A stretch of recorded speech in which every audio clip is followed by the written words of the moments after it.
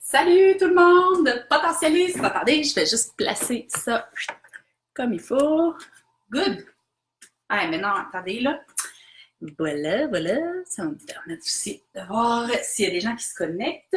Bonjour, bon vendredi, bienvenue à Potentiel Live. Aujourd'hui, ça sera pas une capsule super longue, mais j'aimerais ça vous parler comment j'utilise les huiles essentielles pour cuisiner. C'est quelque chose que plusieurs d'entre vous m'avaient parlé pendant nos rencontres et nos ateliers. Donc, j'aimerais vous dire un peu comment j'utilise les huiles. Moi, c'est pas quelque chose à la base qui m'avait vraiment très attirée au départ, mais je me rends compte maintenant que c'est franchement pratique, plein de saveurs, puis en plus, on a tous les bienfaits thérapeutiques des huiles au moment où on les cuisine.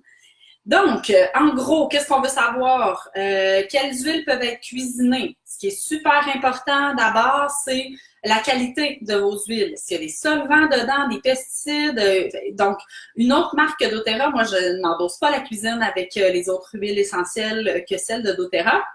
Je sais que doTERRA ont une sécurité vraiment top et des bienfaits thérapeutiques vraiment extraordinaires. Donc, je vais utiliser ces huiles-là. Ensuite, quelles huiles parmi les huiles doTERRA? Ce ne sont pas toutes les huiles qui sont comestibles. Donc, on va choisir dans votre petit guide que vous avez reçu avec vos huiles, s'assurer que c'est marqué interne, I. Donc, par exemple, l'amande verte, ça va être écrit généralement sur la bouteille aussi. Pas toujours, en fait.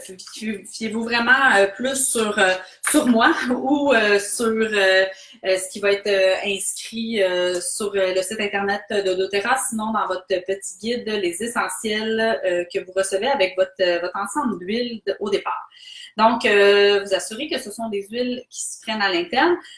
En général, ça prend juste un petit peu de gros bon sens, là, de savoir que les agrumes peuvent être utilisés, les herbes peuvent être utilisées, et il y a d'autres catégories d'huile qu'on peut aussi utiliser. Si la vraie herbe se mange, ben généralement, l'huile va aussi être comestible. Donc, comment qu'on fait ça? Ben, je vais commencer avec les agrumes. Les agrumes là, se mêlent super bien dans nos gâteaux, muffins, vont remplacer des zestes de citron, des jus de citron par exemple, à l'orange aussi, tangerine, lime, name it, là, vous pouvez utiliser tous les agrumes que vous souhaitez dans vos recettes de gâteaux. C'est vrai qu'on va cuire, donc là, on n'aura pas les bienfaits thérapeutiques, mais on va avoir vraiment le goût. Donc, petit conseil, vous mettez beaucoup d'huile, beaucoup de gouttes quand même pour une batch de gâteau, par exemple. Pour une batch de muffins, j'irais pour une dizaine de gouttes d'huile essentielle de citron, par exemple. Pour plus un gâteau, même chose. Quand on va aller plutôt dans les vinaigrettes et les pâtes, on va en mettre beaucoup moins. On sait que ça va être pour moins de portions, donc une ou deux gouttes. Généralement, on l'essaie, on goûte. Si c'est passé, on en rajoute. Donc, les pâtes au citron, c'est vraiment excellent. Vous pouvez mettre du jus de citron, vous pouvez mettre le zeste de citron et rajouter une goutte de citron, tout simplement. Dans les pâtes, si vous le rajoutez à la fin, vous allez avoir les effets thérapeutiques. Même chose dans vos vinaigrettes. Vos vinaigrettes, je recommande de faire une pas pire batch pour la semaine. Moi, j'aime bien faire ça. En début de semaine, je choisis ma vinaigrette que je vais manger toute la semaine et je vais mettre des herbes comme le basilic, par exemple, le romarin et le citron ou la lime. Je vais mélanger ça avec mon vinaigre et ensuite, je vais épicer ça un peu, sel, poivre et je vais allonger ça avec mon huile. Vous savez, généralement, on va mettre un quart d'acide, donc de vinaigre de citron, de vinaigre de cidre, de vinaigre de vin rouge, peu importe, pour environ le trois quarts d'huile. Donc, ça peut être une huile d'olive. J'aime bien utiliser l'huile d'olive pour faire les vinaigrettes, mais je la mélange souvent avec d'autres sortes d'huile parce que l'huile d'olive, quand on la met au frigo, elle fige. Donc, on va mettre, par exemple, de l'huile d'avocat qui figera pas, ou de l'huile de chanvre, de l'huile de pépins de raisin aussi, qui est intéressante à utiliser dans ces cas-là. Donc, pour les recettes, ben, c'est ça, dans un petit pot maçon, vous mettez votre couvercle, là, vous faites juste la secouer comme il faut juste avant de servir, vous la sortez du frigo. Donc, les agrumes se prêtent très bien dans les vinaigrettes, se prêtent très bien aussi aux sauces. L'autre jour, j'avais une recette de poulet à l'orange et pour me rendre compte que je ne vais pas finalement du jus d'orange, donc j'ai tout simplement remplacé le jus d'orange par l'huile essentielle d'orange et du sirop d'érable. Parce que ce que je voulais, c'est le goût d'orange et un peu le goût de sucré. J'ai mis un fond de bouillon de poulet pour mélanger le tout. C'était super bon. Donc, même que j'aurais pu rajouter un petit peu plus de gouttes. Donc, allez-y un peu moins au début, puis un peu plus pour après le goût. Vous pouvez aussi utiliser vos agrumes, évidemment, dans l'eau, juste pour aromatiser votre eau, aromatiser une limonade, par exemple. Un smoothie, c'est vraiment super intéressant. Ou un yogourt, ça, c'est vraiment le fun. Je dis merci à ma collègue et mon amie Marie-Ève qui m'a donné le cue. Elle a dit, elle met sa petite goutte de yogourt tous les matins de citron dans le yogourt de ses enfants tous les matins. Ses enfants capotent sur le goût. Donc, voilà pour les agrumes. C'est pas mal ça que je fais avec mes agrumes en cuisine. Ah oui, je vous présente mon muffin bleuet et citron. Donc, super intéressant, une petite recette. Si ça vous intéresse, contactez-moi en privé, ça va me faire plaisir. Ensuite, les herbes. Bon, on parle de romarin, thym, basilic, marjolaine. Il y en a vraiment beaucoup chez doTERRA. Coriandre aussi. Qu'on va utiliser, et l'origan. L'origan, je mets un petit bémol, je la mets à part parce que l'origan est très, très forte. On ne va pas utiliser une goutte d'origan dans notre vinaigrette, on va scraper notre vinaigrette. Donc, ce qu'on peut faire, c'est utiliser un petit cure-dent qu'on va mettre dans le petit bouchon, puis on va juste venir brasser notre vinaigrette. Sinon, une goutte d'origan va faire le travail, par exemple, pour mettre dans votre batch de sauce à spaghetti. Je trouve ça, c'est sûr que l'été, c'est le fun, on a nos herbes qui sont fraîches. L'hiver, je vais utiliser beaucoup plus ces herbes en cuisine parce que ça donne vraiment un goût de fraîcheur intense et j'ai pas besoin d'acheter plein d'herbes séchées là, qui, après un certain temps, sont plus bonnes dans l'armoire ou d'acheter un gros feuille d'un gros plant de basilic que là, il finit comme à moitié mou dans le frigidaire. Ça m'arrive toujours, donc à ce moment-là, les huiles là, sont vraiment super. On les a toujours aussi à la portée de la main à la maison. Donc, on fait une recette, on regarde, ben, ça prend du basilic, du romarin, on met ça dedans. Donc, environ une goutte pour une cuillère à table d'épices séchées. Dans les sauces, hein, c'est intéressant aussi. Par exemple, une sauce tzatziki, vous pouvez utiliser les herbes pour mettre ça dedans. Dans les soupes, j'ai parlé de la sauce à spaghetti aussi. Les herbes, on va mettre une ou deux gouttes seulement dans une portion, par exemple, de vinaigrette, ça va être suffisant. Même chose dans les pâtes, vous pouvez en rajouter après si le cœur vous en dit. Les autres huiles, c'est quoi?